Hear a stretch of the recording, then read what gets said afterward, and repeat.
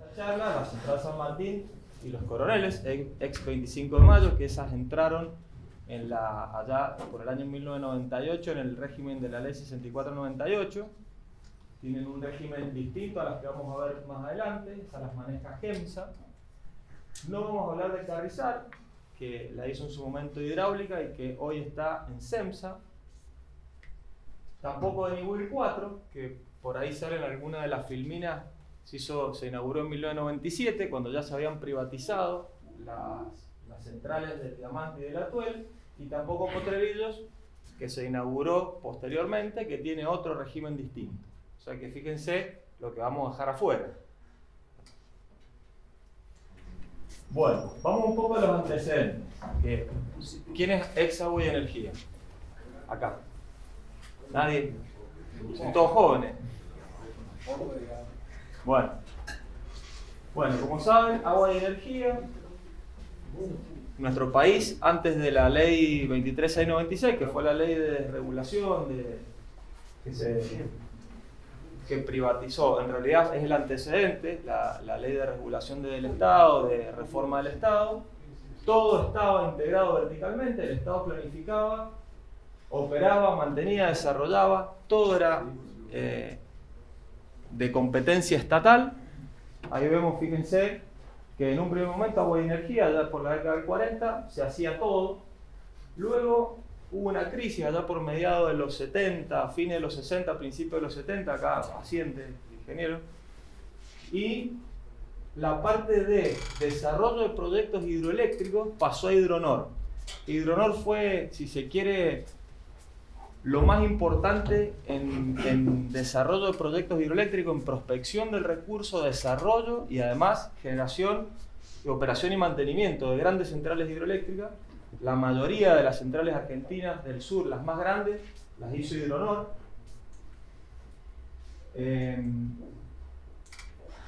Bueno, en nuestra provincia algunas, por ejemplo, estas centrales vamos a ver que pasaron a EMSE durante un periodo de tiempo muy corto, previo a la privatización.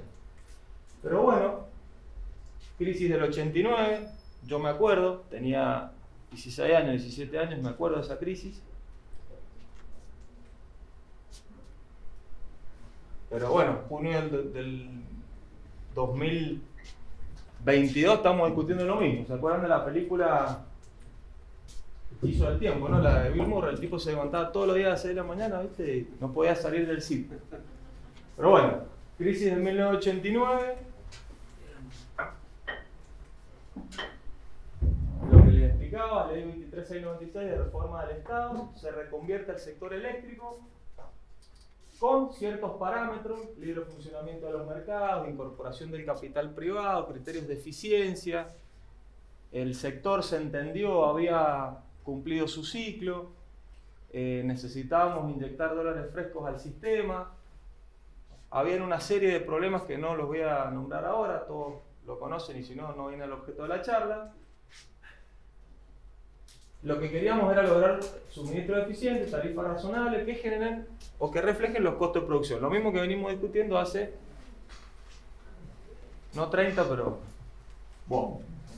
¿Qué pasó con la ley 24065, que la conocen ustedes? Agua y Energía se partió en lotes o empresas de generación térmica, generación hidroeléctrica, etcétera, etcétera. Esto también lo conocen.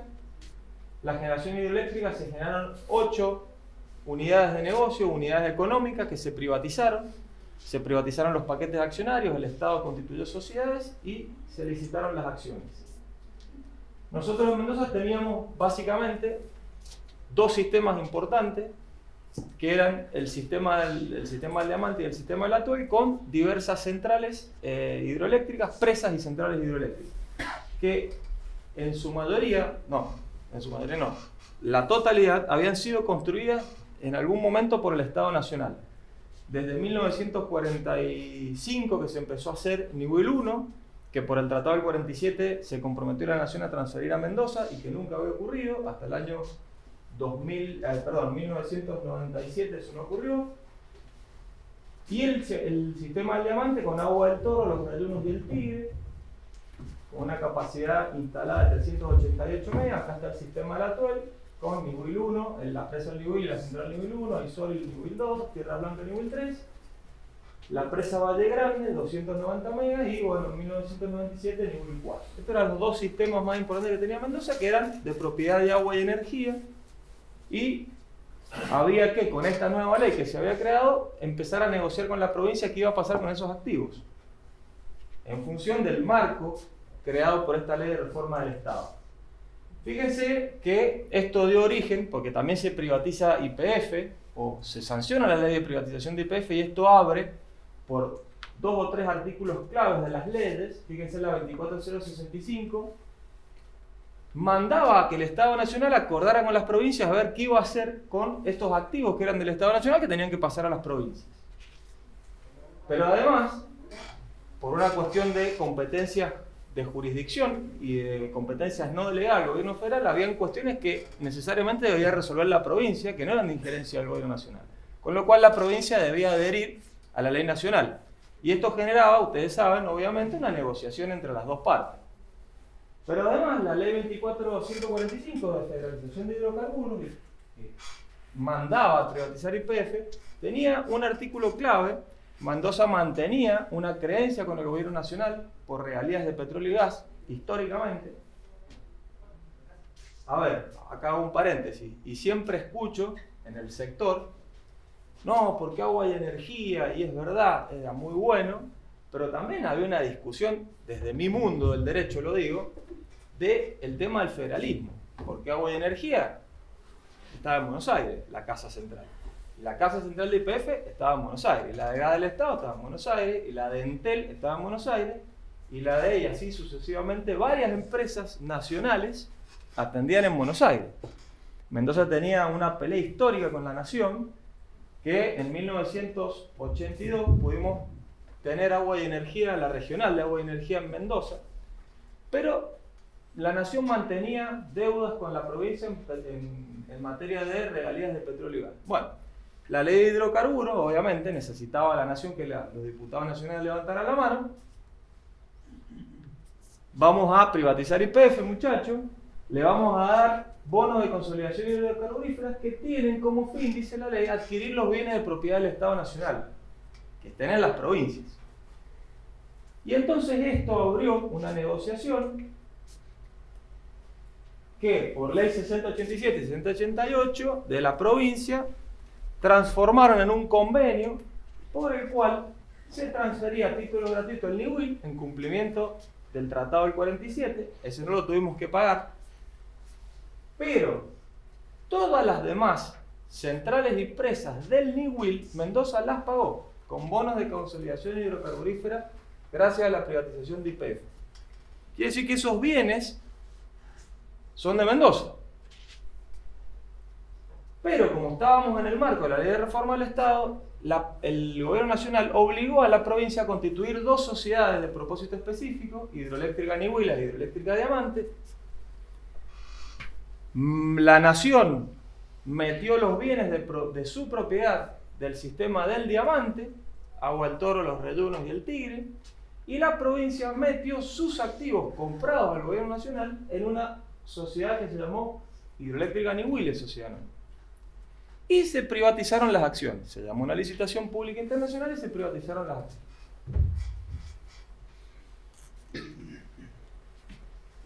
Sigue dando vuelta ahí la ruedita, Ñubil 4 quedó colgada, se estaba construyendo en ese momento, se inauguró en el 97, con lo cual la última central hidroeléctrica del complejo de Ñubiles queda bajo otro régimen jurídico, no integró la concesión.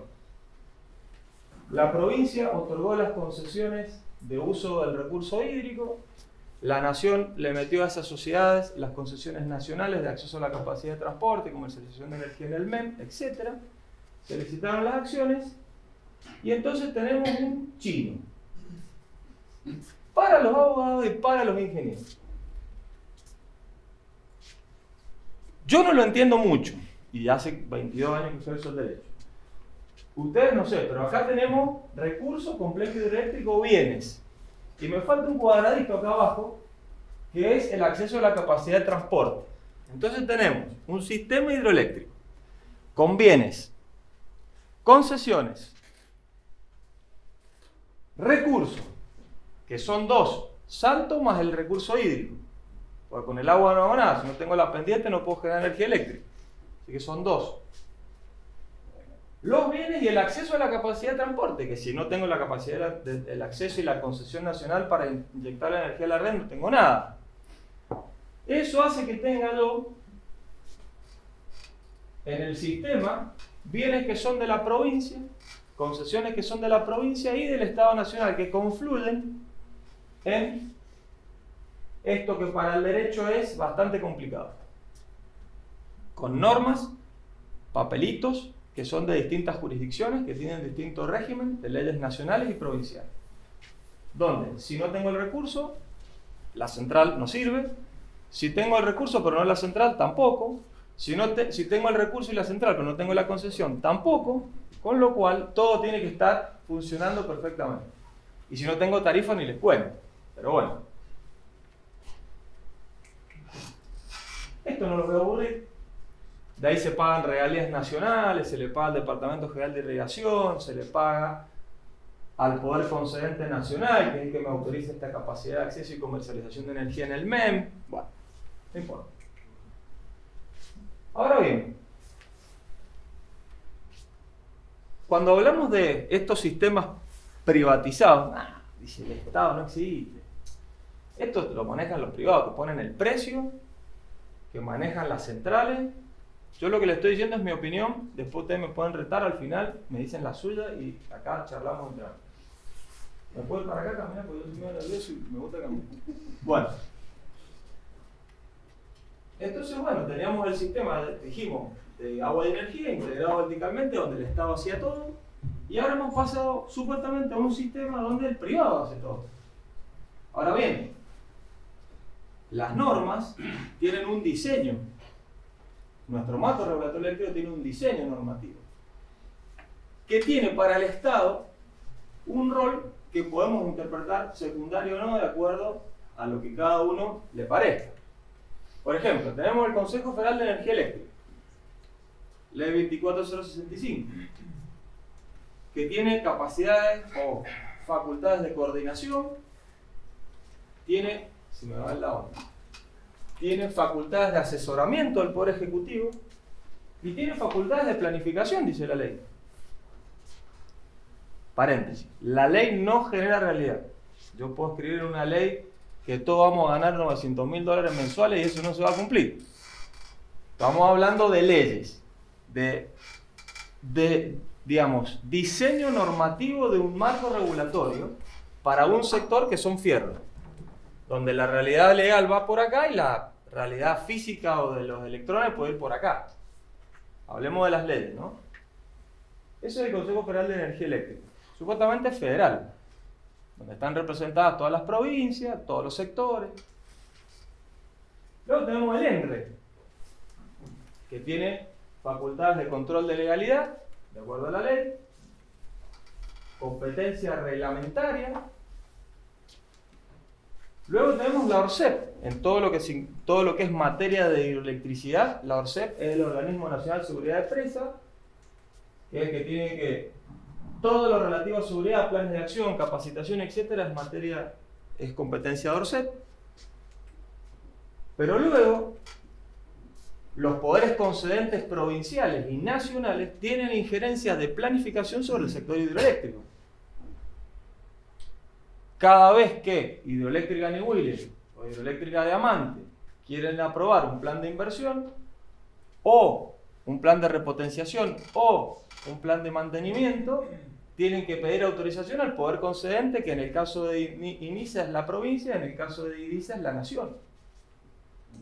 Pero además, los estados provinciales, normalmente en todas las centrales hidroeléctricas de la Argentina, tienen participación accionaria en las sociedades que manejan o que explotan estos complejos hidroeléctricos. Que eso no estaba diseñado en el plan de reforma del Estado original, no estaba diseñado así. Eso se dio por circunstancias políticas que vinieron después. Pero Mendoza tiene el 47% de INISA,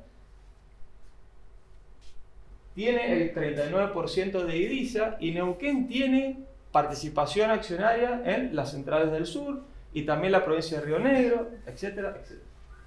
Quiere decir que unos pueden pensar que el rol del Estado es escaso, que no alcanza, otros pueden pensar que es mucho. Si le preguntan al privado, va a decir el Estado se está metiendo en todo. Si le preguntan al Estado, nosotros en realidad no participamos.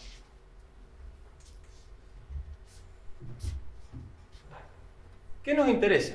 Las concesiones vencen 2024.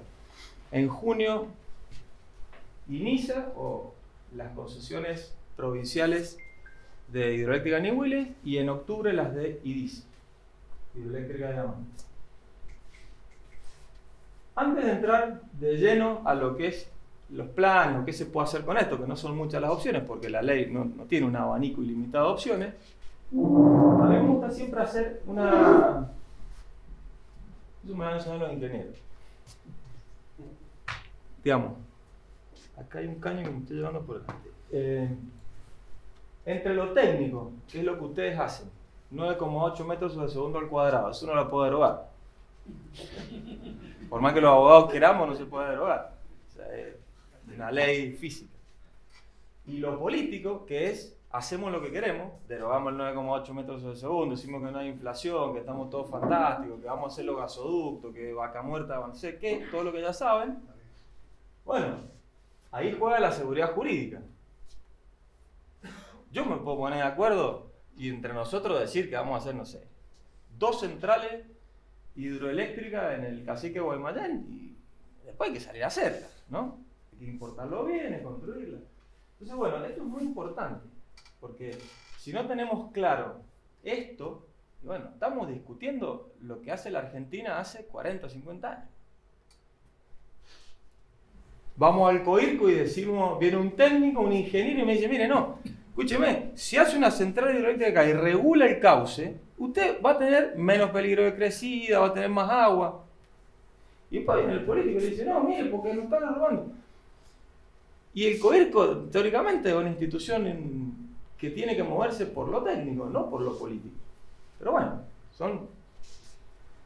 Y la otra es la relación nación-provincia, que en nuestro sistema es muy compleja, siempre fue muy compleja. Desde los unitarios y los federales nos venimos peleando nación y provincia. La verdad que el sistema eléctrico es uno. Y mientras más integrado esté, mejor. Y mientras la realidad de los papeles siga la realidad física, no hay problema. Yo no puedo decir que Mendoza se va a separar del SADI porque soy exportador nato de energía. Me agarra un ingeniero de camisa, el que está con el sistema Margot, y me mata. ¿Qué? ¿Dónde? Entonces, todo lo que los abogados decimos es muy bonito, el federalismo, fantástico, los recursos son míos, el agua. Pero en realidad, si yo no logro consensos básicos con la nación, que es la que tiene que administrar el sistema único, y estamos hablando del sector eléctrico, que es el 15% de la matriz primaria.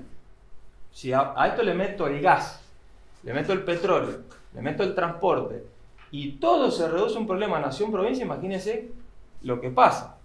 No se lo imaginen, pasa. Y después tengamos en cuenta, cuando nos pongamos o tratemos de analizar qué vamos a hacer después de las concesiones, o qué va a pasar en octubre y en junio del 2024, pensemos que nosotros pasamos desde el año 50, primero a la inexistencia del mercado, de la inexistencia del mercado eléctrico, cuando estaba la energía de Hidronor, al libre mercado en los 90. Supuestamente el mercado iba a regular por el precio el sistema. En cierta forma se logró porque el costo marginal de la energía, la canasta eléctrica en el año 99 era de 22, 23 dólares. Llegamos a 19. 19 dólares. O sea, en cierta forma se logró. ¿A costa de qué? Bueno, habría que hacer un análisis más amplio. Pero del libre mercado pasamos al mercado regulado en el 2002, 2003 con la crisis. Y hoy el precio de la energía no existe. Todo se maneja por resoluciones dedicadas a la Secretaría de Energía y la hidroelectricidad de potencia tiene una remuneración, la de base tiene otra remuneración, las renovables tienen otra remuneración.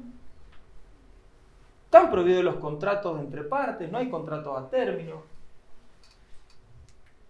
Y después pasamos al mercado intervenido de hoy. Hoy el mercado no existe, es totalmente intervenido, o sea que estamos con bienes privatizados o con mercado desregulado en los papeles, pero en la práctica con resoluciones dedicadas para hacer absolutamente todo. Si yo no tengo la venia del señor secretario de Energía para que me dé un contrato,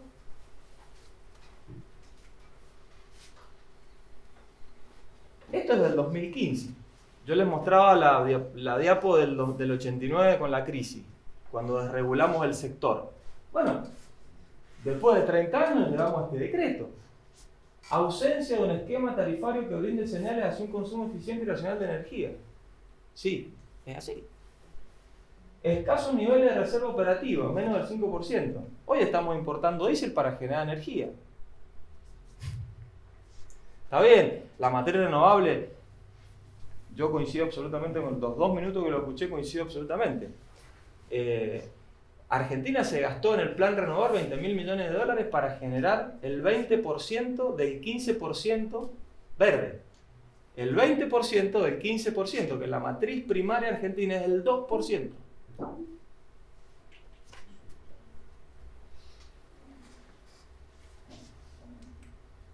Volvemos al hechizo del tiempo, que le mostraba anteriormente. O sea, no podemos salir del rulo. Estamos en el rulo este hace años.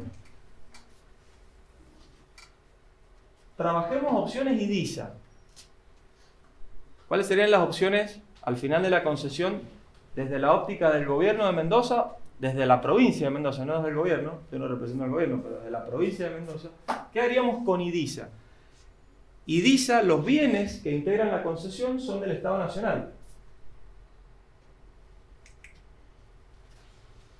No son provinciales. Significa que al final de la concesión nosotros entramos en este famoso ETAC. El ETAC, ¿saben? La resolución 136 está de Secretaría de Energía, donde se ha creado una comisión nacional para el estudio al final de las concesiones, a ver qué vamos a hacer. Bueno, los bienes son de la nación. Pero nosotros tenemos un reclamo por las regalías mal liquidadas de la TUEL, que hoy está evaluado en 40.000 millones de pesos aproximadamente, por este decreto que no tiene en cuenta que para generar energía eléctrica, además del agua del río, necesito el salto. Eso dice nuestra ley 15336, artículo 15. Bueno, el decreto dice que no, que solo con el agua va. Las concesiones son provinciales, está bien, el recurso hídrico es provincial. Hay un montón de provincias que hoy dicen, no, los recursos después del 94 son nuestros, entonces las centrales son nuestras. Bueno, es un planteo medio raro, legal, pero es un planteo que están haciendo muchas provincias. Entonces, como el recurso es mío, la nación me tiene que ceder y transferir los bienes a título gratuito. Pero esto, la verdad, que son inescindibles, que es lo que le decía al principio. Si yo no tengo todo, no puedo hacer nada. Y a esto le agrego además el acceso a la capacidad de transporte y la concesión que me tiene que dar la nación para inyectar la energía a la red. Pero acá hay otro problema adicional. Mendoza compró con bonos de consolidación hidrocarburífera su 39% en IDISA. Quiere decir que además de darle el recurso a la nación, yo compré el 39%, que habría que ver si ese 39% que yo pagué en su momento lo amorticé.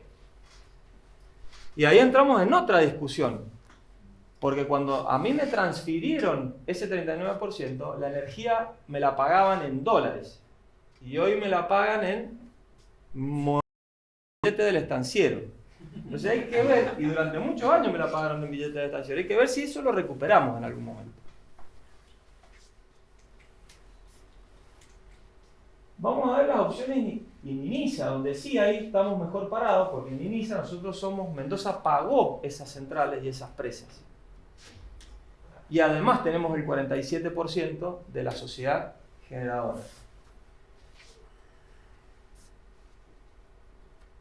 Ahí hay muchos abogados y decisores que hablan de prorrogar las concesiones. está puesta ahí como una opción más. Es decir, no, negociemos con el privado pero robemos las concesiones. No en el caso de Mendoza, lo escucho más que todo a nivel nacional. Bueno, en el caso de los contratos de Mendoza, donde hay dos contratos espejo, uno para la concesión de los bienes y otro para la concesión de los recursos, eso no es posible. Si los contratos no prevén la prórroga, y les diría que desde el punto de vista del derecho administrativo es algo que se cayó. Estaba ahí y se cayó. Con lo cual, hay que otorgar una nueva concesión. O deberíamos otorgar una nueva concesión. Y esa concesión puede ser volver a privatizar y licitar ese paquete accionario no de esa sociedad hidroeléctrica de Nihuiles, sino de una sociedad nueva que el Estado debe crear y meterle dentro de esa sociedad todos los permisos, concesiones, uso del recurso, agente MEM y licitar las acciones. O bien, a través de la restatización, generar un ente del Estado al cual vaya esa concesión, que podría ser a través de una concesión directa porque sería parte del propio Estado. Es decir, volveríamos a 1950. Sería una especie de agua y energía. Chiquitita. Yo no veo otra opción. Sí, podríamos pensar en muchas más, pero digamos, reales, no veo otra.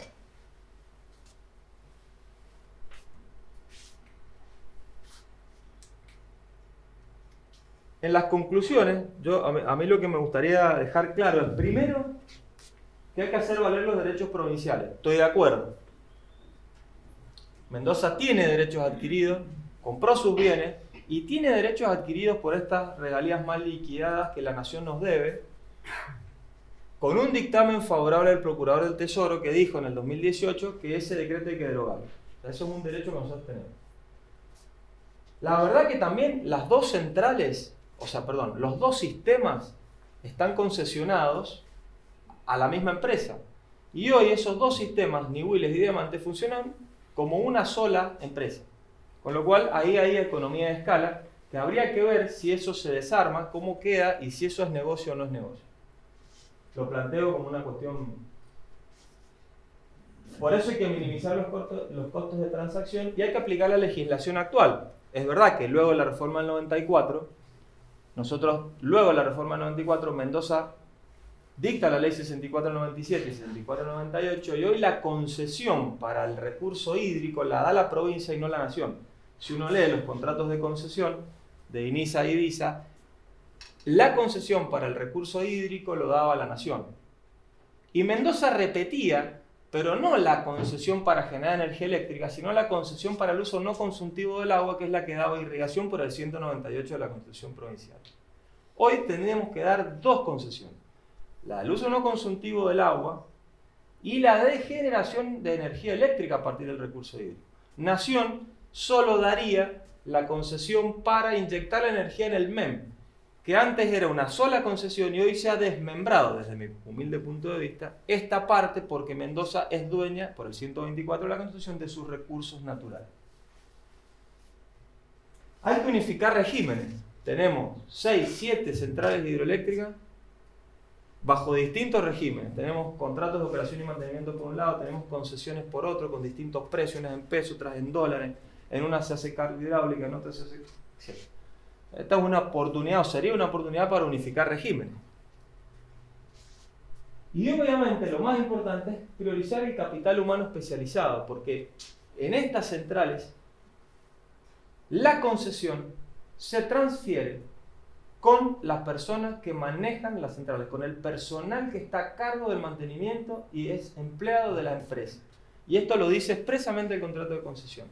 Entonces, bueno, el capital humano en esto es básico, es lo más importante, porque esto es como un auto. A mí me encantan los autos, yo siempre ejemplifico con los autos. Uno lo conoce al auto, uno sabe si a la mañana le va a arrancar a la primera, o lo tiene que bombear o no, o le tiene que tirar el cebador a los autos viejos. Yo tengo un auto viejo, usted sabe, tengo un 128, ando en ese todos los días. Y uno sabe, las personas y los técnicos que manejan estas centrales nos lo dicen cada vez que vamos a ver. Entonces, este es como... yo sé qué hacer con esto, cómo lo tengo que mantener, qué hago, qué no hago. Bueno, el capital humano es lo más importante, que es lo que hay que priorizar. Siempre recordemos esta película, porque no volvamos a cometer los mismos errores que cometimos. Lo que hicimos bien, mantengámoslo. Lo que hicimos mal, no lo volvamos a repetir. A ver, no es posible que un país en el transcurso de 70 años vaya, vuelva, vaya y vuelva. Así que bueno, nada más. Cualquier cosa, en realidad charlemos, lo que necesiten o lo que por ahí tengan alguna duda, lo podemos charlar si es que está a mi alcance de responder.